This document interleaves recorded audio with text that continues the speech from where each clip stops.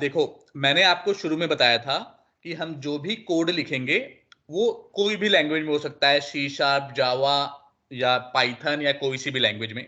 हमने हमारे कोर्स के लिए सी शार्प लैंग्वेज सेलेक्ट की है, तो हम कोड लिखते हैं सी शार्प, लेकिन जो कोड रन होता है वो ऑपरेटिंग सिस्टम पे रन होता है। और ऑपरेटिंग सिस्टम भाई क्या जानता है? सिर्फ और सिर्फ बाइनरी लैंग्वेज। बाइनरी लैंग्वेज मतलब 010111। तो बीच में कौन बैठा होता है? हमारा भाई सीएलआर बैठा होता है। जो सीएलआर क्या करता है? कन्वर्ट सी शार्प कोड को टू बाइनरी लैंग्वेज में। क्या ये बात याद है अंकुर आपको? बताओ, हाँ हमको जी। अनम्यूट होकर बोलते रहो। ठीक है, आपको ये बात याद है। अब देखो, अब ये कन्वर्जन का पूरा प्रोसेस कैसे चलता है, इसके लिए मैं एक छोटा सा आपको पहले स्क्रीनशॉट दिखाऊंगा और फिर उसी चीज को मैं करते हुए आपको दिखाऊंगा कि कैसे कन्वर्ट हो रहा है। तो स्क्रीनशॉट है मेरा व्हाट्सएप पे, डाउनलोड करते हैं फोटो। हाँ, डाउनलोड नहीं हो रहा, कोई बात नहीं। हम गूगल पे स्क्रीनशॉट वाली फोटो लेते हैं। टू नेटिव कोड और खोलेंगे इमेज वाला सेक्शन। इसमें से कौन सा बढ़िया है उसे उठाते हैं और मैं बताता हूं कि कैसे बिहाइंड द सीन कन्वर्ट हो रहा है।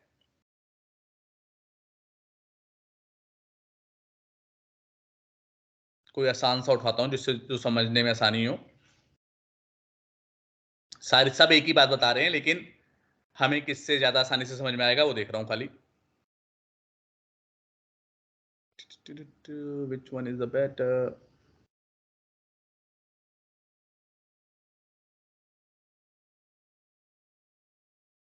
चलो फिर कोई सा भी उठाता हूं, फिर मैं अपने हिसाब से तुम्हें आसान वाला समझाऊंगा।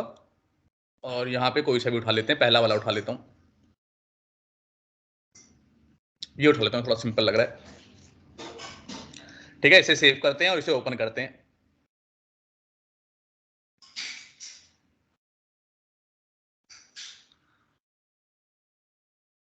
अब टू बाइनरी, यहाँ पे आता हूँ सी शार्प टू बाइनरी। देखो कैसे बिहाइंड द सीन काम करता है।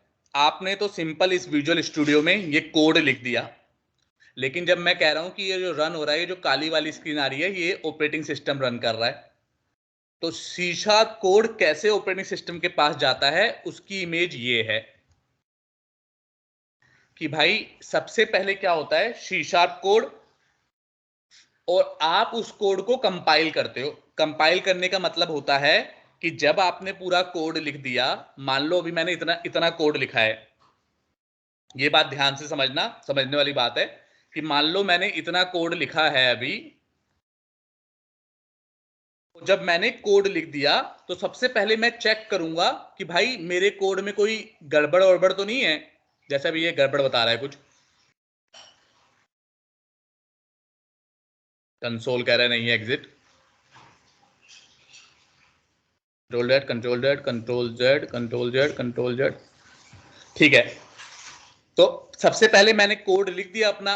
अब कोड लिखने के बाद मुझे चेक करना होता है कि मेरे कोड में कोई गड़बड़ तो नहीं है। रन करने से पहले हमें एक स्टेप करना होता है। वो स्टेप किस लिए इंपॉर्टेंट है? वो चेक करता है कि आपके कोड में कोई गड़बड़ तो नहीं है। जैसे अभी तो ये 5 लाइन का कोड है, तो कोई गड़बड़ आपको दिखेगी। जैसे मान लो कंसोल की जगह आपने गलती से ये लिख दिया, तो अभी कोई भी गड़बड़ दिखेगी तो आप यहां पे सही कर लोगे।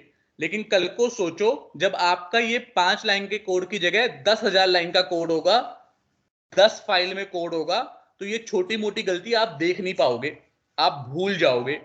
तो सी शार्प माइक्रोसॉफ्ट वाले बंदे जिन्होंने ये सॉफ्टवेयर बनाया है, उन्होंने हमें बोला कि आप कोड लिखने से बाद सबसे पहला काम करो, बिल्ड करो। बिल्ड करो या फिर कंपाइल करो, एक ही बात होती है।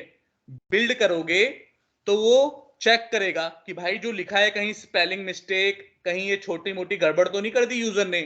यूजर मतलब जो बंदा लिख रहा है कोड, कोडर ने, सॉफ्टवेयर डेवलपर ने, हमने कोई गलती तो नहीं कर दी। अगर गलती कर दी है तो वो एरर दे देगा। इसे बिल्ड एरर या कंपाइल टाइम एरर बोलते हैं, कि कंपाइल टाइम पे एरर आ गई, कि रन करते बिल्ड करने पे ही एरर आ गई, हमें रन करने की जरूरत ही नहीं पड़ी। अब देखो इसने एरर दे दी, क्या बोला, द नेम कंसोल, हमने एन हटा दिया, डज नॉट एग्जिस्ट, कह रहा है ये तो भाई एग्जिस्ट ही नहीं करता। और क्या कह रहा है, इस प्रोजेक्ट में एरर आई है, आईटी एक्सपर्ट्स एरर फैब 2020, ये देखो हमारे प्रोजेक्ट का नाम भी बता देगा कि किस प्रोजेक्ट में एरर आई है, कौन सी फाइल में एरर आई है, प्रोग्राम डॉट सी एस, यहां पे देखो sorry, program dot C S में एरर आई है, कौन सी लाइन नंबर पे एरर आई है, कह रहा है 203 लाइन नंबर पे एरर आई है, तो ये देखो 203 लाइन नंबर पे एरर आई है। अब जैसे ही आपने बिल्ड किया उसने एरर बता दी, तो आप इस पे गए, डबल क्लिक किया, आपने देखा क्या, अरे हाँ यार ये गलती कर दी मैंने, तो इसे सही कर लिया और फिर दोबारा से बिल्ड किया कि अब तो नहीं है कोई और एरर, तो वो कह देगा नहीं अब नहीं है, बिल्ड वन सक्सीड, कह रहा सक्सीड हो गया, अब कोई एरर नहीं है।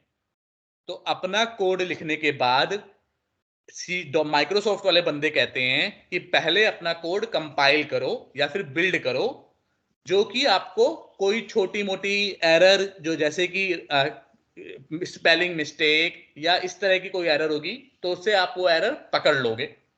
तो बिल्ड करने पे दो काम होता है, एक तो ये छोटी मोटी एरर पकड़ में आ जाती है, और दूसरा क्या होता है कि जैसे मैंने कहा सी शार्प कोड को एंड में, ये एक्चुअली कंफ्यूजिंग है, यहां पेंट पे अपना बनाऊंगा।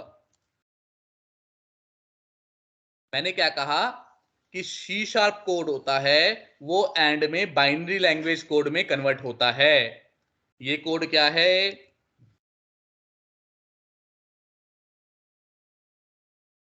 ये कोड है सी शार्प कोड, और ये क्या है, बाइनरी, या फिर नेटिव भी बोलते हैं, एक ही बात है, नेटिव कोड एक ही बात है, टेंशन मत लेना, दोनों एक ही बात है।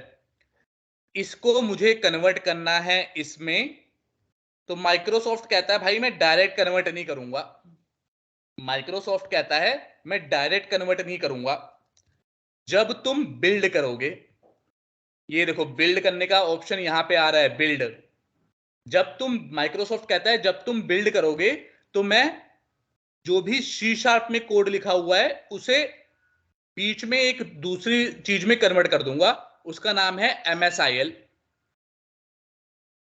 इसे बोलते हैं MSIL।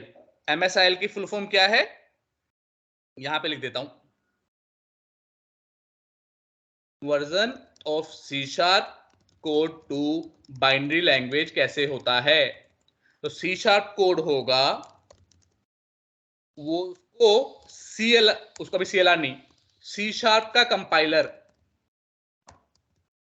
कन्वर्ट करेगा MSIL में। MSIL का मतलब होता है माइक्रोसॉफ्ट, MS मतलब माइक्रोसॉफ्ट, IL मतलब इंटरमीडिएट लैंग्वेज, ये इंटरमीडिएट लैंग्वेज है, कि मतलब फाइनल फाइनल बाइनरी लैंग्वेज से पहले और सी शार्प कोड के बाद जो बीच में आती है उसे इंटरमीडिएट लैंग्वेज कहते हैं। इसका नाम क्या है, MSIL। तो ये MSIL में कन्वर्ट कर देगा, और उसके बाद एक जिट कंपाइलर होता है, अभी टेंशन नहीं लेनी, अगर 15% भी समझ में आ रहा है तो बस सुनते रहो, अभी सब करके दिखाऊंगा मैं। जिट कंपाइलर होगा, वो कन्वर्ट करेगा MSIL कोड को नेटिव कोड और बाइनरी कोड में। तो ये पूरा प्रोसेस है। अगर इसे पेंट में देखें तो इस तरह का प्रोसेस है कि सी शार्प कोड, फिर बीच में MSIL कोड, और वो जाके कन्वर्ट होगा बाइनरी नेटिव लैंग्वेज में। और इसे थोड़ा सही से बनाता हूं इसका, क्योंकि आपको दे दूंगा फिर स्क्रीनशॉट। 3 डिब्बे बनाते हैं, 1 2 3, और यहां पे ये कन्वर्ट होगा इसमें, और ये कन्वर्ट होगा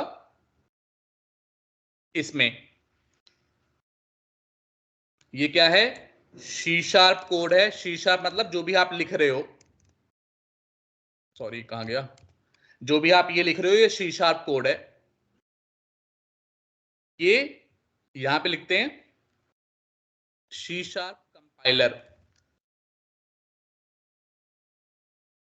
सी शार्प कंपाइलर, इसको कन्वर्ट कर देगा किस चीज में, MSIL कोड में। MSIL कोड में MSIL कोड क्या होगा, मतलब ये इतना, अभी तो आप 1000 लाइन का कोड या फिर 1000 फाइल बना दोगे, तो इतने सारे फाइल को बैठ के कंपाइलर क्या कन्वर्ट होता करने लग गए। है? कंपाइलर का मतलब क्या है? हाँ अभी बताता हूँ अभी कंपाइलर का मतलब। अच्छा क्वेश्चन है आपका।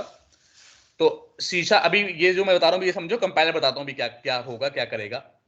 बट सी शार्प कोड, सोचो ये 1000 लाइन का कोड होगा। सी शार्प कोड बहुत बड़ा कोड होगा, क्योंकि अगर मान लो एक पूरा आप वर्ल्ड बना रहे हो, एक पूरी कार का सॉफ्टवेयर बना रहे हो, तो उसमें बहुत सारी लाइन का कोड होगा, राइट। लेकिन लास्ट में जो बाइनरी लैंग्वेज का कोड होता है, वो इतना बड़ा कोड कन्वर्ट करने को भी बैठ गया ना, तो बहुत टाइम लग जाएगा। तो इन्होंने क्या कहा है कि कोड लिखने के बाद कंपाइल करो उसे। कंपाइल क्या करेगा, एक तो एरर वेरर चेक करेगा, दूसरा ये जो 100 पेजों का कोड होगा उसे कंप्रेस कर देगा, कंप्रेस करके बिल्कुल छोटा बना देगा, कि मतलब 100 फाइलों को एक फाइल में कन्वर्ट कर देगा, एक सिंगल फाइल में। तो सी शार्प कंपाइलर क्या करता है, पहला तो ये कोड को कंपाइल करता है, चेक करता है कोई एरर वेरर ये तो नहीं है। दूसरा क्या करता है ये, कि जो बहुत बड़ा कोड है सी शार्प का, उसे कंप्रेस करके छोटा एक सिंगल फाइल बना देता है, फिर 2-3 फाइल में कन्वर्ट कर देता है, कंप्रेस करके एक छोटा कोड बनाता है, जिससे कि बाद में उसे बाइनरी कोड में कन्वर्ट करने में आसानी हो।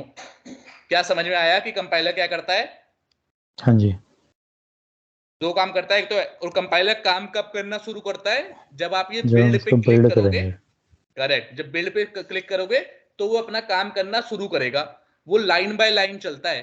एक बात ये भी ध्यान हम्म। रखना, दो तरीके अच्छा। के कंपाइलर होते हैं। एक कंपाइलर होता है वो सारा कोड एक साथ कंपाइल करता है, वो सी शार्प का कंपाइलर ऐसा नहीं है। सी शार्प का कंपाइलर लाइन बाय लाइन चलता है, पहले एक लाइन पढ़ेगा, फिर दूसरी, फिर तीसरी, फिर चौथी, फिर पांचवी, एक एक को चेक करता रहेगा। तो कोई पूछे इंटरव्यू में कि सी शार्प कंपाइलर कैसे कंपाइल करता है, तो आप बोलोगे टॉप टू बॉटम, ऊपर से एक एक लाइन पढ़ते हुए आता है, उसे कंपाइल करता रहता है। स्टेप बाय स्टेप भी बोल सकते हैं। टॉप टू बॉटम बोलो, स्टेप बाय स्टेप तो, क्योंकि स्टेप क्या है इसमें, मतलब कहने का मतलब है टॉप टू बॉटम ना, ऊपर से नीचे, कि मतलब ये ओके। लाइन यहां पे लिखी है, और ओके, क्यों मैं बोल रहा हूं टॉप टू बॉटम, आप उसका तो मतलब इसको समझाता हूं। नोटपैड पे एक बार कॉपी कर देना। हाँ हाँ, अभी मैं पहले इसे समझो कि मैं टॉप टू बॉटम क्यों बोल रहा हूं। हम्म।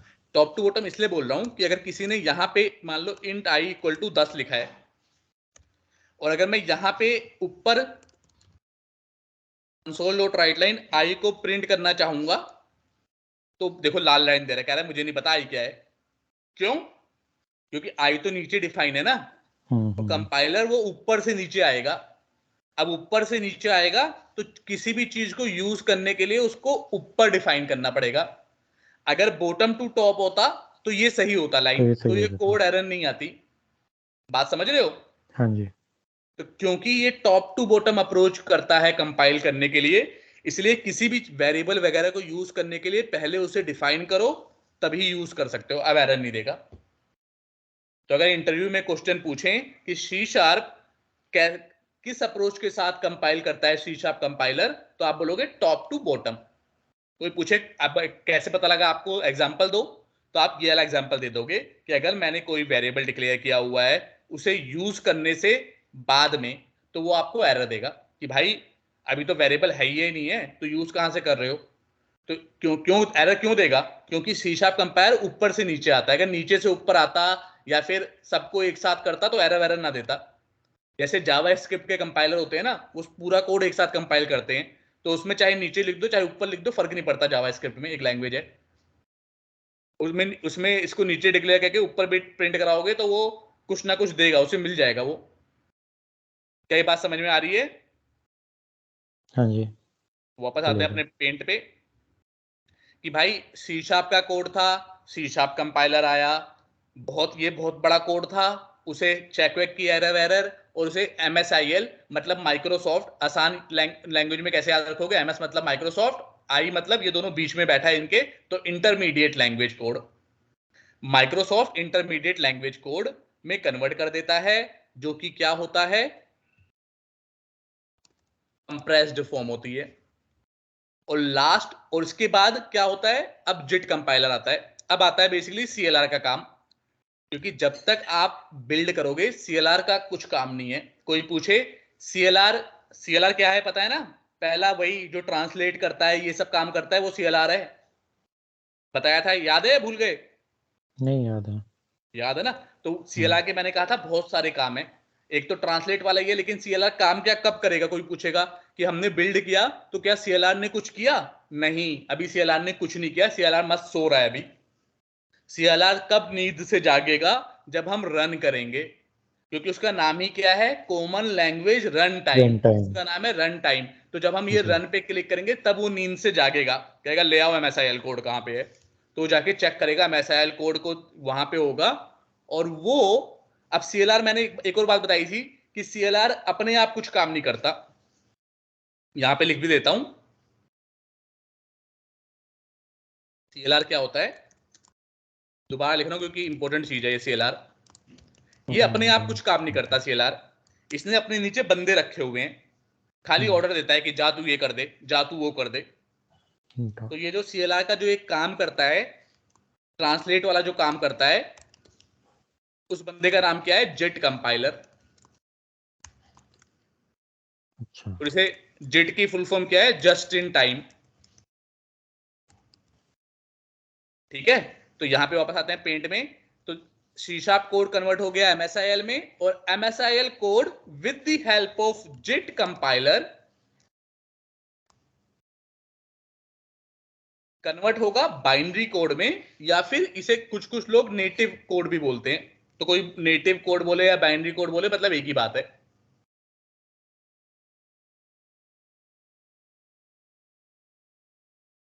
जो कि कैसा होगा? कुछ इस तरह का होगा, 0111, सब कुछ 011, इस तरह का कुछ कोड होगा। क्या ये बात समझ में आई? सी शार्प कोड, फिर बिल्ड करोगे। यहां पे एक चीज और लिख देता हूं, ये कब होगा? जब बिल्ड होगा। और ये कब होगा? जब रन होगा। तो इतनी सिंपल सी बात है। ये सी शार्प का बहुत लंबा कोड, सी शार्प बिल्ड किया आपने, सी शार्प कंपाइलर ने एरर वेरर चेक की, और एमएसआईएल कोड में, जो कि कंप्रेस्ड कोड होगा, उसमें कन्वर्ट कर देगा। फिर जब रन पे क्लिक करेंगे तो सीएलआर जो नींद में सोया रखा होगा अभी तक, जागेगा और कहेगा जेआईटी कंपाइलर जा उठ, और इसे एमएसआईएल कोड को कन्वर्ट कर दे बाइनरी में। तो इसका जो बंदा है जेआईटी कंपाइलर, ये कन्वर्ट कर देगा बाइनरी कोड में। बाइनरी में। क्लियर, या कोई दिक्कत और परेशानी? नहीं, क्लियर है। ठीक है। अब इस चीज को लाइव देखते हैं कि भाई कैसे कैसे कन्वर्ट हो रहा है। ये तो हो सकता है मैं झूठ बोल रहा हूं, राइट? तो देखते हैं कि कैसे कैसे ये कन्वर्ट हो रहा है। ऑलराइटी,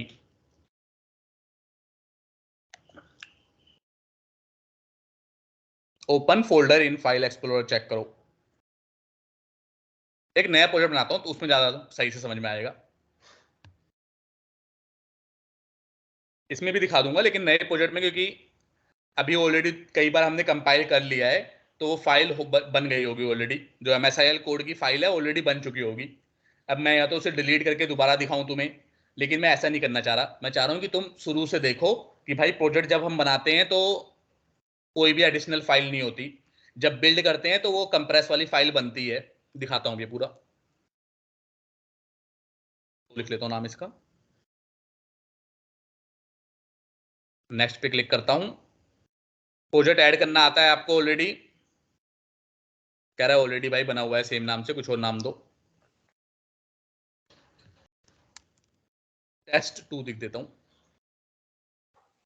प्रोजेक्ट क्रिएट करना आपको ऑलरेडी आता है, इसमें कोई टेंशन वाली बात नहीं है।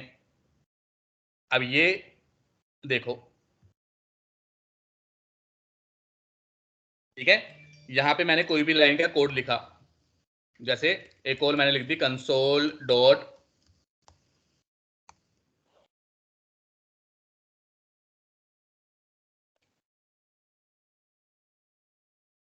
This is test project.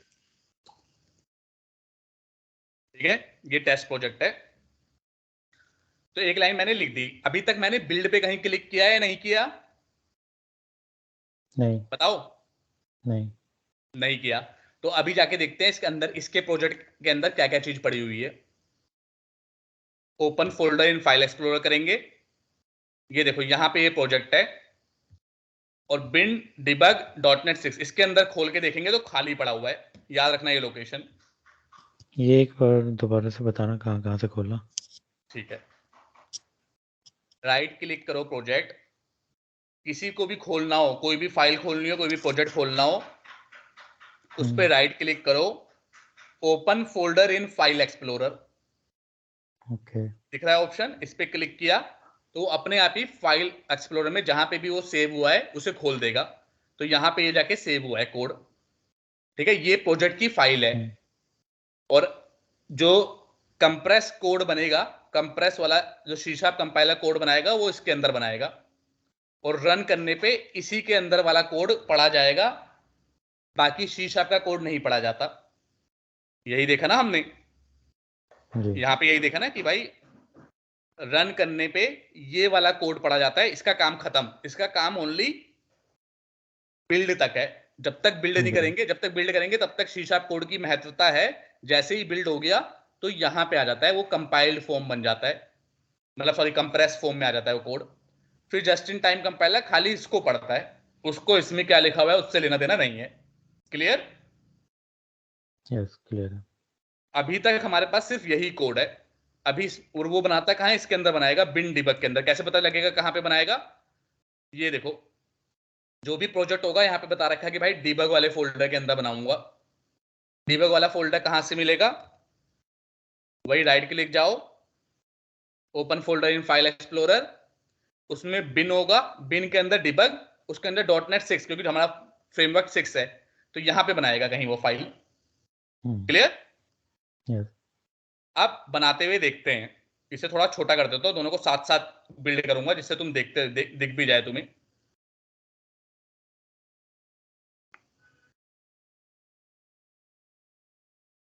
दोनों को बगल बगल खोलूंगा, थोड़ा इसे छोटा कर दे रहा हूं, साथ में हमारा फाइल एक्सप्लोरर भी रहेगा। अभी तक खाली फोल्डर है, हमने देख लिया। अब सबसे पहले तो उससे भी पहले एक बात थोड़ा बड़ा करके बताता हूं कि अभी अगर मैं प्रोजेक्ट रन करूंगा तो बताओ ये वाला रन होगा या मेरा वाला जो अभी नया बनाया वाला रन होगा? नया वाला रन होगा। नहीं, अभी नया वाला नहीं होगा, पुराना वाला ही होगा। क्यों होगा? क्यों? हाँ बताता हूँ क्यों होगा। क्योंकि बाय डिफॉल्ट जो भी पहला प्रोजेक्ट ऐड होता है वो .NET सेट कर देता है कि भाई जब भी रन करोगे, चाहे कहीं से भी रन करोगे ना, पुराना वाला ही रन करूंगा मैं। क्योंकि उसे कुछ .NET को भी तो पता होना चाहिए ना कि भाई किसको रन करूं, वरना 10 प्रोजेक्ट बना दोगे, उसे क्या पता 10 में से कौन सा रन करना है मुझे। तो नहीं बाय जैसे हमें डिफॉल्ट हाँ ये वाला प्रोजेक्ट रन करना है तो इसके लिए पहले हमें एक नया प्रोजेक्ट और बनाना पड़ेगा। नहीं समझा नहीं मैं, आप क्या कह रहे हो? याला नहीं, कुछ नहीं, नया नहीं बनाना पड़ेगा। जब तो तुम्हारे पास एक प्रोजेक्ट है खाली, ये समझो अगर तुम्हारे पास सिर्फ एक सेब है और मैं कहता हूं एक सेब खा लो, तो एक वाला सेब खा लोगे, कोई दिक्कत परेशानी नहीं। दो सेब होगा और मैं कहूंगा एक सेब खा लो, तो तुम क्या तो उसमें क्या कंडीशन आ खाओगे? जाएगी कि कौन कंडीशन आ सा गई ना कि खाना भाई याला खाऊं या बोला खाऊं। तो है। आपको माइक्रोसॉफ्ट को बताना पड़ेगा कि कौन सा प्रोजेक्ट रन करना है। तो बाय डिफॉल्ट क्या होगा, जो पहला वाला सेब होगा, देखो ये डार्क कलर है, ये लाइट कलर है, राइट? डार्क कलर का मतलब वो कह रहा है बाय बाय डिफॉल्ट अगर आप मुझे बताओगे नहीं तो मैं पहला वाला ही सेब खाऊंगा जो तुमने पहले दिया था। सही बात भी है, ओके राइट? अगर मैं तुम्हें दो सेब देता हूं, पहले एक देता हूं फिर दूसरा 2 दिन बाद देता हूं, तो कहूंगा एक सेब खा लो, तो तुम्हारी टेंशन ये रहेगा माइंडसेट में पहला वाला ही खाऊं ना, नया वाला क्यों? तो ये भी यही करता है कि पहला वाला चलाऊंगा बाद में चलाऊंगा। अगर आपको दूसरा वाला खाना है तो मैं बताऊंगा भाई दूसरा वाला सेब खा ले। तो माइक्रोसॉफ्ट को बताने के लिए कि ये वाला चला, आपको राइट क्लिक करना पड़ेगा और ये देखो आपको ऑप्शन है set as a startup project, कि इस प्रोजेक्ट को स्टार्टअप बना, उसको मत बनाइए पहले वाले को। क्लियर? जैसे इस पे क्लिक कर दिया, ये देखो ये डार्क कलर का हो गया, ये लाइट कलर का हो गया। अब माइक्रोसॉफ्ट को पता है कि ये वाला चलाना है ना कि ये वाला। क्या ये बात क्लियर है? कोई दिक्कत परेशानी? क्लियर है। वापस इसमें करना है तो फिर से राइट क्लिक करके set as a startup project, okay फिर इसको करना है तो राइट क्लिक करके set as a startup project. 2-3 बार आज कर करके मजे ले सकते हो।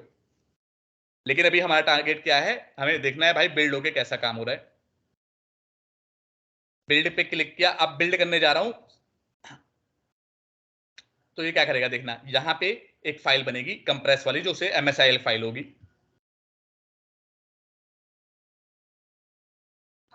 बन गई? अभी तक खाली था, यहाँ पे अब दिख रही है तुम्हें फाइल बनते हुए। अच्छा, अभी हमने बिल्ड कराया है। हाँ, बिल्ड पे क्लिक किया तो अभी फाइल बनी ना, अभी तक खाली था। दोबारा डिलीट कर देता हूँ, विश्वास नहीं हो रहा तो। नहीं, वो वीडियो रुक गई थी इसलिए। अच्छा कोई बात नहीं, मैं डिलीट करता हूँ दोबारा। अब देखो दोबारा से बिल्ड कर रहा हूँ। ये लोकेशन कहां से खोली है? राइट क्लिक, फोल्डर एक्सप्लोरर, ये सब जाके बिन डिबग के अंदर हाँ खोला है मैंने। हाँ अभी तक कोई फाइल नहीं थी, क्योंकि अभी तक कंपाइलर, अभी तक वाला स्टेप चला ही नहीं था। अभी तक वाला स्टेप हुआ ही जी। नहीं था। अब मैं वाला स्टेप चला रहा हूं तो MSIL कोड बनेगा। तो दोनों फोल्डर को साथ साथ मैंने खोल दिया, जिससे दिखाता भी रहूं तुम्हें कि अभी मेरे ये करने के बाद बना है, ना कि पहले से बना हुआ है। बिल्ड किया, यहां पे आ जाएंगी फाइल। आ गई। आ गई। और इनमें से भी देखो खूब 3-4 फाइल बना दी, लेकिन जो मेन MSIL कोड होता है वो इन दोनों फाइल में रहता है। ये दोनों कंप्रेस्ड फाइल होती है मेन। ये होती है exe फाइल, जो कि एग्जीक्यूटेबल फाइल होती है, मतलब जो कि रन होती है। exe फाइल के बारे में भी बताता हूँ बाद में। मेन ये समझो कि .dll और .exe एप्लीकेशन वाली फाइल, ये दोनों फाइल मेन होती हैं। बाकी ये जो फाइल है, ये सब कॉन्फ़िगरेशन वगैरह के लिए है, कि कोई आपको प्रोजेक्ट में कोई कॉन्फ़िगरेशन करनी है, कोई अलग से सेटिंग करनी है, तो उनके लिए फाइल होती हैं। क्लियर?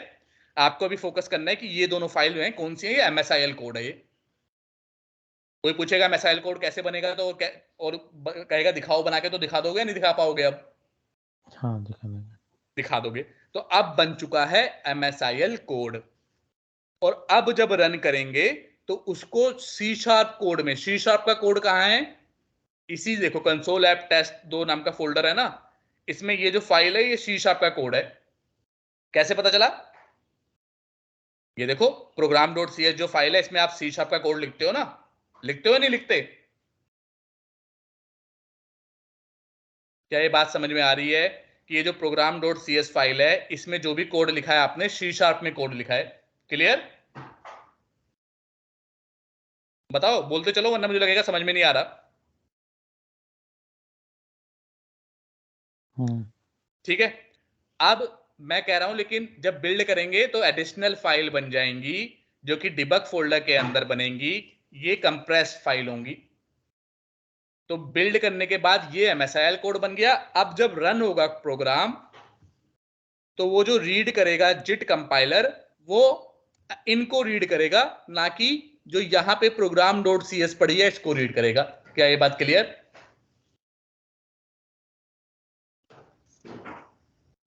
हाँ जी। ठीक है, तो यही है खेल। अब आपने आज क्या समझा कि भाई कैसे एक प्रोजेक्ट में बिल्ड करके फाइनल C# का कोड बाइनरी कोड में कन्वर्ट होता है। क्या ये बात समझ में आ गई? एक्सप्लेन कर पाओगे, कोई इंटरव्यू में पूछेगा तो?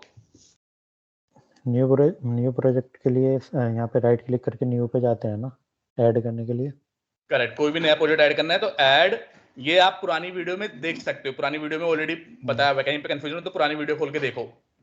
ऐड, ठीक कोई है, सा भी प्रोजेक्ट ऐड करना है, उस पर क्लिक किया, नेक्स्ट किया, कंसोल ऐप 3 टेस्ट लिख देता हूँ, हो सकता है इस नाम से बनी हो ऑलरेडी।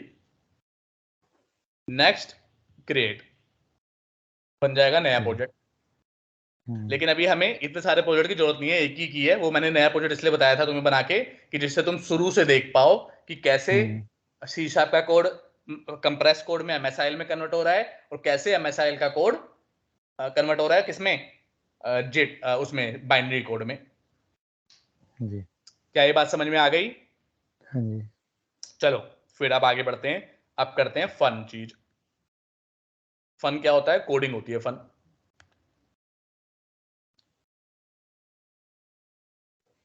ये सब प्रोजेक्ट हटा देता हूं, क्योंकि इसकी मेरी जरूरत नहीं थी, खाली से समझाने के लिए आपको बताया। अब देखो, जैसे ही ये पहले स्टार्टअप प्रोजेक्ट था, जैसे ही हटेगा, सिंपल एक प्रोजेक्ट बचेगा, तो ये ऑटोमेटिकली स्टार्टअप बन जाएगा। क्योंकि अगर एक ही सेब बचा, 2 को मैंने फेंक दिया तुम्हारे से लेके, तो वही अगर बोलूंगा सेब खाओ तो उसी को खाओगे, राइट? यस। अब आते हैं यहाँ पे। अब इफ कंडीशन मुझे लगता है आप कर लोगे, क्वेश्चन जो भी आएगा कर लोगे, राइट? हाँ, अब वो हो अगर अब जाएंगे। कमी है तो अब वो प्रैक्टिस की कमी है, तो अब जी। ये प्रैक्टिस का खेल आपके हाथ में है, इसमें मैं मतलब चाह के भी आपको हेल्प कर सकता हूँ, ये फंसो, लेकिन मेहनत नहीं करोगे तो उसमें मतलब मेरा कोई खास रोल है नहीं, राइट? वो अपने अंदर से आना नहीं, अब चाहिए। कर लूंगा मैं। ठीक है, तो अब इफ कंडीशन के बाद अगली चीज जो आती है वो आती है कि लूप। लूप क्या होता है? और लूप से भी पहले क्या आता है? एक चीज होती है एरे। एरे क्या होता है, राइट? तो अभी तक आपने वो सारे जो मैंने वेरिएबल बताए थे वो सब वेरिएबल का पढ़ा था कि भाई स्ट्रिंग क्या होता है, इंटीजर क्या होता है, या वो वो नहीं पढ़ा? पढ़े थे मैंने। सब पढ़े थे नहीं, ना? अब पढ़े आपको थे। पता है, आपको पता है स्ट्रिंग में क्या सेव होता है, इंटीजर में क्या होता है, ये सब आपको पता है, राइट? स्ट्रिंग में मतलब बहुत सारे कोड एक साथ हो जाते हैं बहुत सारे और कोड नहीं, स्ट्रिंग में मतलब वो पूरी होते हैं ना, लाइन लेटर, मतलब। लेटर या कोई वर्ड, वर्ड होता है हाँ, सेव। लेटर, बहुत सारे लेटर सेव हो जाते हैं, वर्ड। करेक्ट करेक्ट, कैरेक्टर में सिर्फ एक कैरेक्टर सेव होगा, ये सब चीज हाँ, आपको कैरेक्टर पता में है, एक। राइट? जी। करेक्ट, मेन तो मोटे मोटे बताना चाहिए, इंटीजर क्या होता है, स्ट्रिंग क्या होता है, डेसिमल क्या होता है, फ्लोट क्या होता है, ये सब आपको पता है। डिफरेंस क्या होता है इनमें, मेमोरी का होता है, कुछ कम मेमोरी लेते हैं, कुछ ज्यादा मेमोरी लेते हैं। हाँ। इंटरव्यू में कोई डायरेक्टली नहीं पूछता कि मैं कौन कितनी मेमोरी लेते हैं ये बताओ, लेकिन आपको आइडिया पता होना चाहिए। वो जो पेज दिया था मैंने उसको एक दो तीन बार गो थ्रू कर लेना, ठीक है? वो मैंने तो अलग कॉपी कर लिया, उसको डेली देख लेता हूँ, याद करता हूँ। ठीक है, तो अब पढ़ते हैं एरे के बारे में। अब देखो, क्योंकि आप दुनिया बना रहे हो, क्योंकि आप भगवान हो कोडिंग के, तो सिर्फ कभी भी रिक्वायरमेंट ऐसी नहीं होगी कि यार एक वेरिएबल में एक चीज सेव कर ले, राइट? क्योंकि दुनिया बहुत कॉम्प्लेक्स है, इतनी सिंपल दुनिया नहीं है कि एक चीज में एक चीज कर लिया बात खत्म। अगर एक में एक, अगर मान लो एक आम लेने आप बाजार में गए, तो उसने एक आम के लिए एक पन्नी दे दी आपको। पन्नी क्या हो गई? जहां पे आप सेव कर रहे हो वेरिएबल का नाम, और आम क्या हो गया? जो सेव कर रहे हो वो चीज, राइट? अगर मैं ये हम्म। लिखता हूं इंट,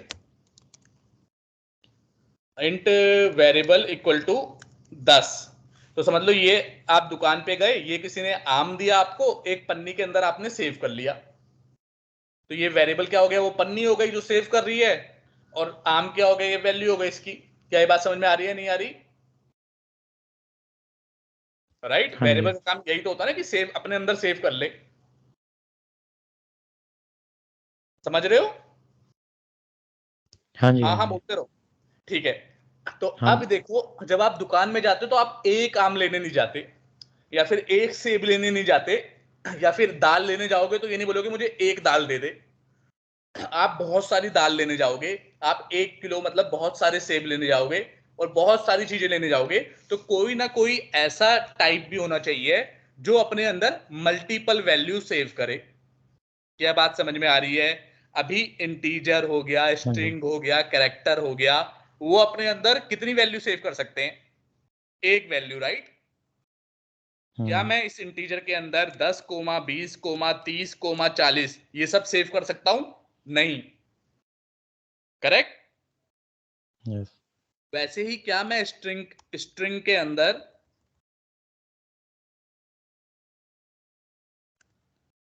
एक स्ट्रिंग,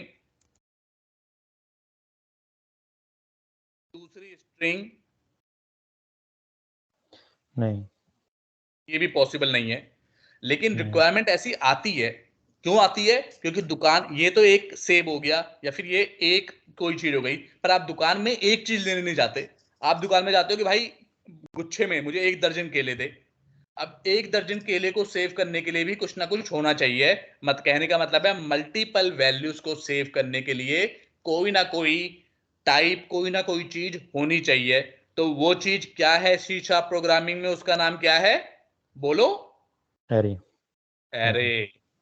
अब एरे का कोई अपना टाइप नहीं होता, जैसे इंटीजर है, तो एरे का कोई अपना टाइप नहीं होगा, टाइप तो यही होंगे, राइट? टाइप तो जैसे सेब हुआ तो एक सेब, सेब का ही टाइप होगा। ये नहीं होगा कि 10 सेब सेव करने हैं तो उसका टाइप चेंज हो जाएगा। बस ये होगा कि उसके आगे ये लगा देंगे, जैसे ही उसके आगे एक ब्रैकेट ओपन क्लोज लगाया, तो इसका मतलब अब ये इंटीजर का एरे बन गया। इसका कुछ भी नाम दे दो, नाम आपके हाथ में है, लेकिन मैं एरे इंट दे रहा हूं। अब ये क्या बन गया? इंटीजर का एरे बन गया। अब इसके अंदर आप मल्टीपल इंटीजर सेव कर सकते हो। ये उसका डिक्लेरेशन है। कैसे एरे को डिक्लेयर करोगे? जैसे आपने बताया मुझे 5 सेव करने हैं, तो आप क्या लिखोगे, इंट, ये ब्रैकेट ओपन क्लोज, एरे का नाम, और उसमें बताओगे new int bracket open close और 5, कि मतलब मुझे एक एरे बनाना है इंटीजर का जो अपने अंदर 5 इंटीजर सेव कर सके। क्या ये बात समझ में आई? हाँ जी। आप कहोगे ऐसे ही क्यों लिख सकते हैं, कोई और तरीका क्यों नहीं है? तो ये माइक्रोसॉफ्ट ने बनाया है कि भाई ऐसे ही लिखना है, राइट? अच्छा, अगर मैं 5 से ज़्यादा सेव करने हैं, 10 करने हैं, तो इंट के अंदर 10 लिख देंगे हम। करेक्ट, जैसे 10 लेने तो 10, 100 लेने हैं तो 100, 1000 लेने तो 1000, जितने लेने हैं उतने आप मतलब लिखोगे। ऐसे नहीं लिखेंगे कि जैसे 10 हो गए तो 1 + 2 + 3 + 4, ऐसे उनके टोटल काउंट लिखेंगे बस। टोटल काउंट लिखोगे कितना है, करेक्ट, ओके, ठीक है। राइट? तो ये आपने, इसे क्या बोलते हैं, एरे डिक्लेरेशन, कि इस तरह से आपने एरे को डिक्लेयर किया। अभी तो सिर्फ डिक्लेयर किया है ना, अभी कुछ डाला थोड़ी ना इसके अंदर। हम्म। एरे डिक्लेरेशन हो गया। अब इनके अंदर, एरे के अंदर वैल्यू भी डालनी है। एरे, इसे बोलते हैं एरे इनिशियलाइजेशन। अब इसके अंदर कुछ इनिशियलाइज करते हैं, इसके अंदर कुछ वैल्यू डालते हैं। तो वैल्यू कैसे डालते हैं, जो भी एरे का नाम है, यहां पे एरे का नाम क्या है बताओ, इस एरे का नाम क्या है? इंट। ना, ये तो इंट तो टाइप होता अच्छा, है, नाम हाँ, क्या होता है? ये एरे ही होता है ना लिखा नाम, होगा मैंने कहा इसमें। था ना वेरिएबल का एरे नाम उसके इंट। सामने। हाँ, इसका नाम है एरे इंट। तो जो भी नाम है इसका,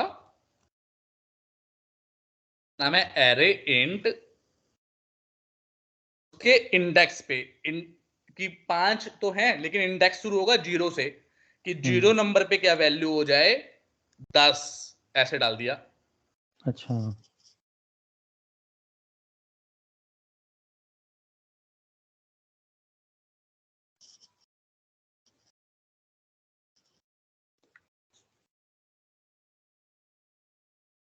तो इस तरह से एरे को तो इनिशियलाइज ये करते हैं। अच्छा, ये तो टोटल फिर 6 हो गए ना? करेक्ट, तो यही बताना चाह रहा था कि ये गलत है। अगर 5 बोला है तो सिर्फ 5 ही डलेगा, 0 से लेके 4 तक जाएंगे, ये नहीं हम्म। आएगा। अगर ये आ गया तो वो यहां पे तो देखो, बिल्ड करोगे तो कोई एरर नहीं दे रहा। हम्म। करते हैं बिल्ड, बिल्ड हो गया, लेकिन जब ये रन करूंगा तो एरर दे देगा, क्या भाई 5 तो होता ही नहीं है, 5 तो तुमने तो बता रखा है कि 5 ही होंगे, छठा कहां से आ गया? क्लियर? तो जितने बोले हैं ईमानदारी से उतने ही वैल्यू डालनी है। ओके। अगर ज्यादा डालोगे तो एरर आ जाएगी रन करने पे। एरर आ गई। विश्वास नहीं हो रहा होगा तुम्हें तो रन करके देख लेते हैं। आ गई एरर? हम्म। क्या बोल रहा है, इंडेक्स आउट ऑफ रेंज, कि भैया जो इंडेक्स है ना वो आउट ऑफ रेंज हो गया। 5 बोल के मुझे बेवकूफ बनाते हो, 6 डाल देते हो, तो इट्स नॉट पॉसिबल। तो तो इसीलिए 5 बोला है। ये लास्ट वाला जो 5 है, अगर हम इसको ना डिलीट करके ये थर्ड नंबर वाला डिलीट कर दें तो रन हो जाएगा ना? नहीं, तो भी रन नहीं होगा, क्योंकि इंडेक्स 0 से शुरू होगा और 4 तक रहेगा। अगर आपने 5 बोला अच्छा। है तो इंडेक्स हमेशा 0 से 4 तक जाएगा। 10 मतलब बोला है तो ये 0 से 9। अप टू बॉटम चलेगा? करेक्ट, मतलब अप टू, हाँ बिल्कुल, 0 से शुरू होकर एंड तक जाएगा। हाँ। पर जरूरी नहीं है कि 5, अगर मेरी 1 किलो की पन्नी है तो क्या उसमें हम्म। मैंडेटरी है कि मैं 1 किलो ही आइटम लेके आऊंगा? अगर आधा किलो लेके आऊं तो आ जाएगा, नहीं आ पाएगा? हाँ जी, हाँ जी। तो इसका कहने का मतलब क्या है, अगर इतना भी डालोगे तो कोई दिक्कत परेशानी नहीं है। कम डालोगे चल जाएगा, लेकिन 1 ज़्यादा किलो नहीं में दो, चलेगा। 1.5 किलो डाल दे तो चलेगा? नहीं। नहीं चलेगा। तो यही वाला खेल है। समझ में आई बात या नहीं आई? हाँ जी, क्लियर है। ठीक है। अब इसे प्रिंट कैसे कराते हैं? ठीक है, इसे प्रिंट हम्म। कराने के लिए होता है एक लूप। इसके साथ साथ मैं एरे और लूप दोनों बता दे रहा हूं, फिर लूप के कई सारे क्वेश्चन आपको प्रैक्टिस करने होंगे। लूप क्या होता है, जब आपको मल्टीपल आइटरेशन करनी हो। मल्टीपल आइटरेशन मतलब अभी जो ये कोड है वो कंसोल डॉट राइट लाइन सिर्फ एक बार चलेगा। मान लो कंसोल डॉट राइट लाइन आपको 10 बार चलाना है, सेम चीज 10 बार चलानी है, तो अभी तो आपको 10 बार लिखना पड़ेगा ये। क्लियर? अगर मान लो मुझे ये हम्म। नंबर इज ओड 10 बार लिखना है, तो ये 10 बार लिखना पड़ेगा। बात क्लियर है या नहीं है? बताओ। एक अगर एक बार और। अगर इस, हाँ ये बताओ, मुझे अगर नंबर रिजोर्ट को 10 बार लिखना है यूआई पे, तो ये लाइन मुझे 10 बार लिखनी पड़ेगी, अच्छा। राइट? लेकिन मैं चाहता हूं कि 10 बार ना लिखूं, ये लाइन एक ही बार लिखूं और वो लूप में बार बार चलता रहे, बार बार घूम घूम के वहीं पे चलता रहे। तो उसके लिए लूप है, उसके लिए शीशा आपने लूप दिया हुआ है। अब यहां पे देखो मुझे वैल्यू प्रिंट करानी है, लेकिन हर बार नए नए इंडेक्स की वैल्यू प्रिंट करानी है। तो देखो कैसे लूप बनता है। सबसे पहले जो हम पढ़ रहे हैं, बहुत सारे लूप होते हैं। सबसे पहले हम फोर लूप पढ़ रहे हैं, समझना ये ध्यान से, ज्यादा मुश्किल नहीं है। सबसे पहले तो इनका सिंटैक्स होता है, बड़ा सिंपल सिंटैक्स है। फोर इंट आई, इंट आई मतलब एक नंबर ले लेंगे, जीरो से शुरू होगा। कि जीरो से शुरू किया, आपका मन है आप 5 से शुरू करो, 7 से, कहां से भी शुरू करो, लेकिन क्योंकि मेरी रिक्वायरमेंट क्या है कि मुझे जितनी भी वैल्यू है वो पढ़ना है, और वैल्यू कहां से शुरू हो रही है, इंडेक्स जीरो से। तो मैं बोल रहा हूं जीरो से शुरू कर भाई, और आई इज लेस देन, आई की वैल्यू किससे कम हो, बताओ यहाँ पे किससे, 4 से कम थोड़ा, फिर 4 वाला कहां प्रिंट होगा, 5 से कम, 5 से कम, करेक्ट, 5 से कम हो, और आई प्लस प्लस, फिर लूप एक बढ़ जाइयो। तो लूप कैसे काम करता है, पहले वो इसको सेट करेगा, फिर कंडीशन चेक करेगा कि यार 5 से कम है, तो 0 5 से कम है, हाँ है, तो इसके ब्रैकेट के अंदर आ जाएगा। फिर हम क्या करेंगे, console dot right line, simple I को प्रिंट, अरेंड इसको प्रिंट कराएंगे। ब्रैकेट में क्या लिखेंगे, इस बार आई, क्योंकि आई की वैल्यू चेंज होती रहेगी, पहले 0 वाला प्रिंट होगा, फिर 1 वाला, फिर 2 वाला, फिर 3 वाला, 4 वाला। तो अब देखो ये कैसे चलेगा, ये समझना। सबसे पहले ये आएगा, आई की वैल्यू को 0 सेट कर देगा, फिर चेक करेगा क्या 0 5 से छोटा है, तो बताओ क्या 0 5 से छोटा है, हाँ जी, तो अंदर चला जाएगा। तीसरे इसको चेक नहीं करेगा अभी, सिंपल ये दो चेक करेगा और फिर अंदर चला जाएगा।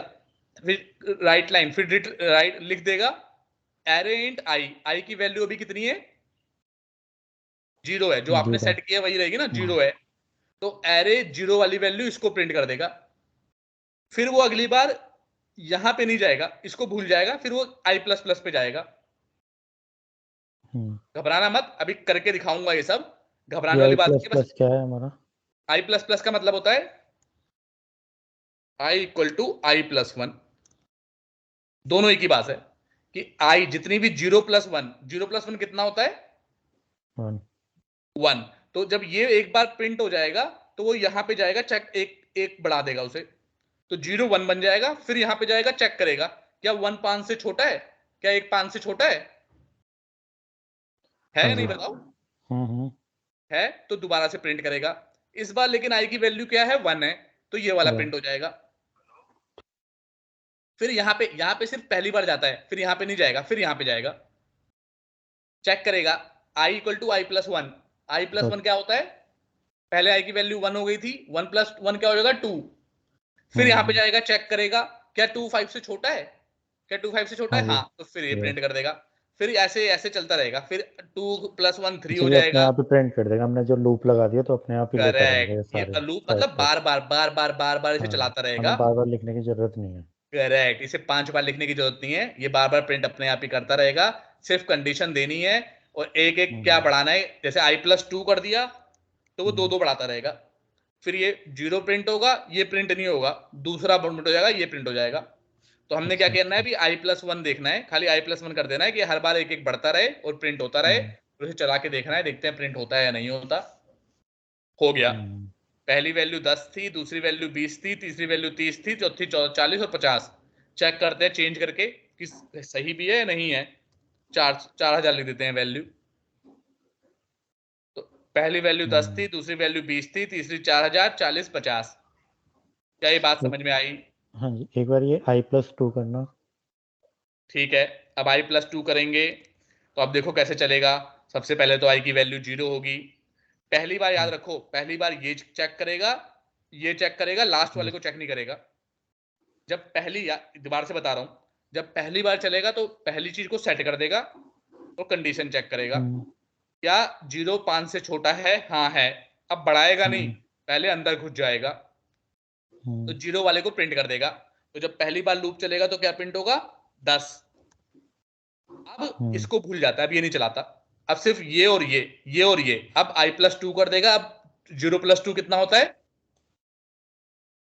बताओ 0 प्लस 2 कितना होता है, 2। 2, क्या 2 5 से छोटा है, हाँ 2 5 से छोटा है, फिर घुस जाएगा। और इस बार 2 वाला प्रिंट करेगा। तो i2 की वैल्यू कितनी है 4000, 20 को नहीं करेगा क्योंकि अच्छा। i2 की वैल्यू 4000 है, तो 4000 प्रिंट होगा। अब 2 + 2 4 हो जाएगा। 4 क्या 4 5 से 50। छोटा है? हाँ 4 5 से छोटा है। i4 की वैल्यू कितनी है बताओ, तुम बताओ। 50। 50 प्रिंट करेगा, फिर दोबारा जाएगा, रुकेगा नहीं, फिर दोबारा जाएगा। अब 4 + 2 6, क्या 6 5 से छोटा है? हाँ नहीं, बड़ा है। नहीं, तो बाहर आ जाएगा और कंसोल डॉट रीड लाइन से स्क्रीन को रोक देगा। क्या समझ में आया लूप कैसे काम कर रहा है? हाँ जी, हाँ जी। क्या ये समझ में आया कि सेटिंग सिर्फ पहली बार होगी, पहली बार ये 2 चेक होते हैं, फिर हर बार ये 2 लास्ट में काम ये। होते हैं। क्लियर? हाँ जी, क्लियर है।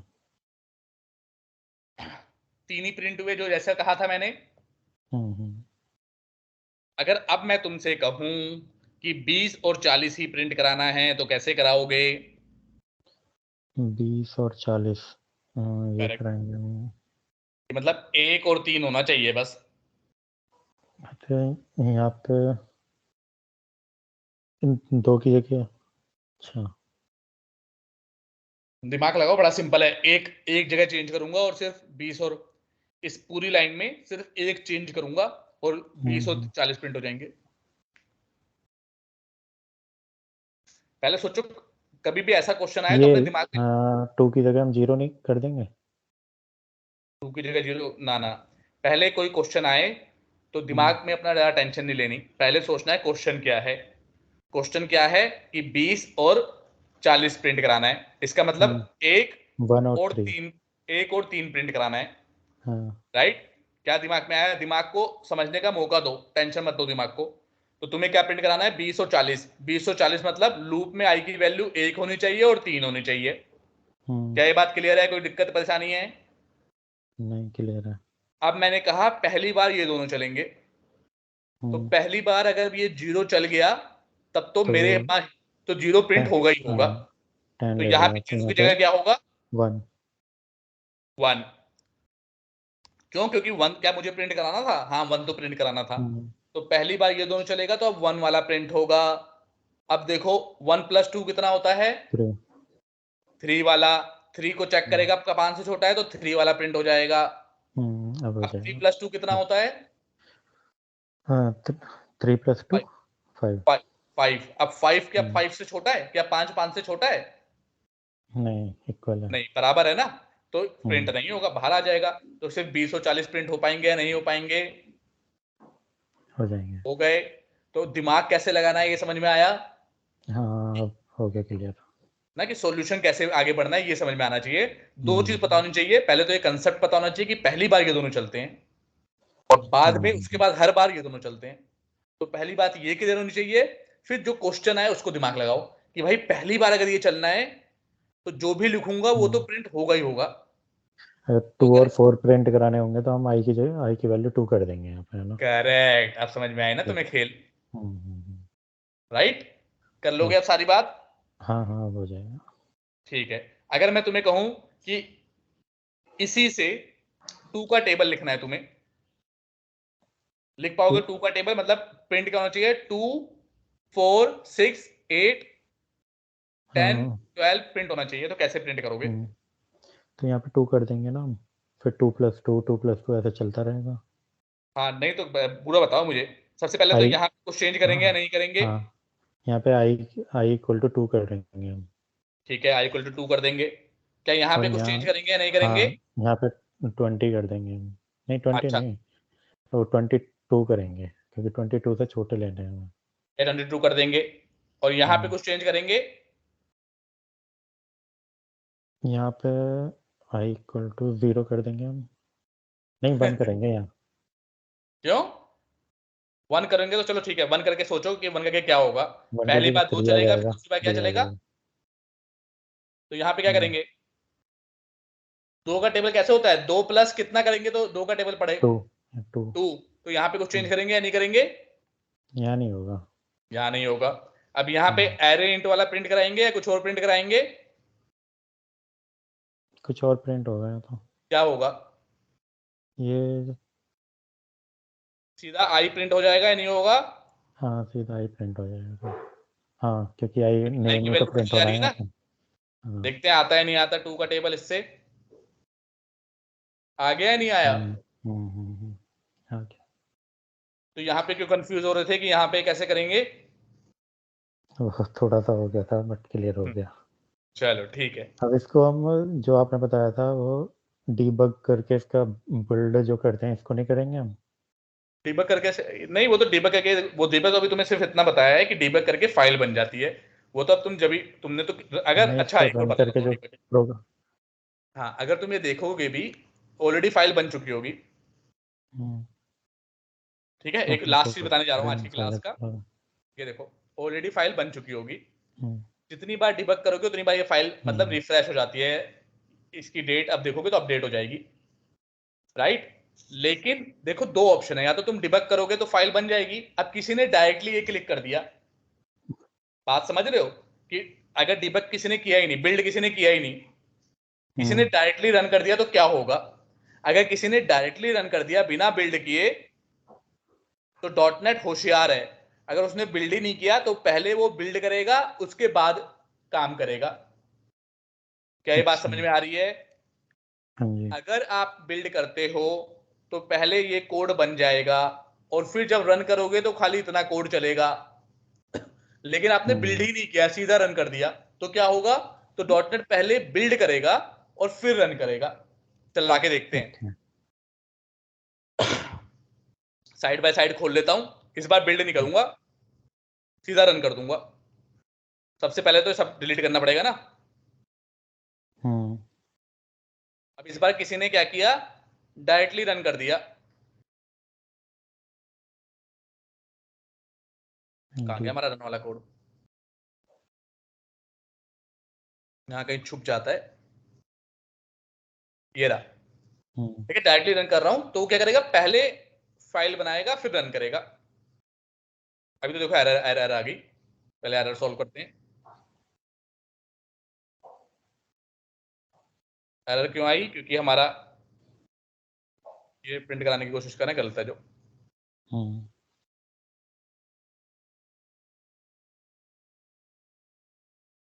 देखो उसने ऑलरेडी चला दिया, लेकिन दोबारा से करता हूँ। याद रखना, अगर इंटरव्यू में पूछेंगे, अगर आप कह रहे हो बिल्ड करने पे MSIL कोड बनता है और किसी ने बिल्ड किया ही नहीं, डायरेक्टली रन कर दिया, तो MSIL कोड बनेगा या नहीं बनेगा? तो आप कहोगे किसी ने डायरेक्टली रन कर दिया, तो देखो यहाँ पे तो आपको दिख रहा है लेकिन पीछे कोड भी बन गया। तो अगर डायरेक्टली रन कर देगा तो भी वो बनाएगा, मतलब बिना MSIL कोड बनाए वो बाइनरी में कन्वर्ट नहीं हो सकता, रन नहीं हो सकता। लेकिन अगर बिल्ड कर दिया तो वो पहले ही बना के रख देगा, नहीं किया तो रन पे करते करोगे तब बनाएगा। क्या ये बात समझ में आई? हाँ जी। क्लियर। बस फिर आज का इतना ही है। बिल्ड जो हम हाँ बिल्ड बताओ। करते हैं वो तो यहाँ से यहीं से ही हो जाता है ना बिल्ड, तो पहले बिल्ड करेंगे फिर बाद में डिबग करेंगे। करेक्ट, पहले सही तरीका क्या है कि पहले बिल्ड कर लो, देख लो कोई एरर वेरर तो नहीं है भाई। अगर है तो सोल्व कर दो तो और उसके बिल्ड बाद फिर ये रन जो करो। डिबग के बराबर में हमारा ऑप्शन है यहीं से ही होता है ना बिल्ड तो? बिल्ड कहाँ से करो? ऑप्शन क्या है? ये रहा बिल्ड का ऑप्शन, यहाँ पे ऊपर बना हुआ है हाँ बिल्ड। यहाँ पे हाँ यहाँ पे बिल्ड सॉल्यूशन, मतलब एक सॉल्यूशन में अगर 10 फोल्डर हैं, 10 प्रोजेक्ट हैं, तो 10 के 10 बिल्ड हो जाएंगे। ठीक है ठीक है। तो अगर एक किसी को बिल्ड करना है, मान लो 5 प्रोजेक्ट है, अगर सिर्फ इस प्रोजेक्ट को करना है तो उस पर राइट क्लिक करके बिल्ड करो। अगर इस पे राइट क्लिक करके बिल्ड करोगे इस प्रोजेक्ट पे, तो खाली ये प्रोजेक्ट बिल्ड होगा। लेकिन यहाँ अभी हमारे पास एक ही प्रोजेक्ट है, तो चाहे यहाँ से करोगे चाहे यहाँ से करोगे एक ही बात है।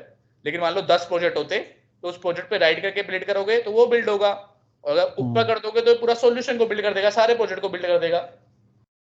क्लियर? ठीक है। हाँ जी क्लियर। ठीक है, तो आज का बस इतना ही। अब कल करेंगे बाकी की चीजें। Okay okay. ओके, चलो बाय बाय, मिलते हैं नेक्स्ट क्लास में।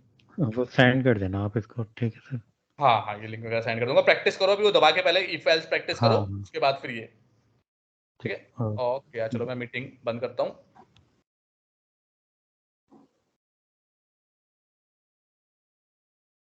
पारस, आपको कुछ समझ में आया? अनम्यूट होकर बोलो अगर पारस आप सुन पा रहे हो तो।